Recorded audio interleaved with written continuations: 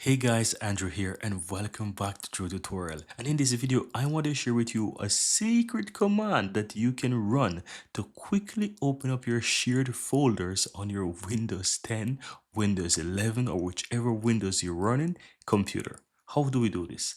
All you have to do, guys, is simply press the Windows key on your keyboard or your taskbar and type in run and open the run command here. And from here, simple type in fsmgmt.msc.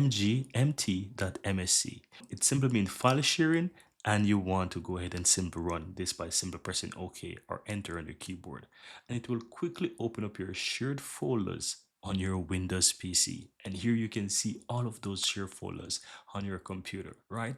And that's it. Very easy and very simple. So if you didn't know about this command, now you know it. You can simply type in the following command fsmgmt.msc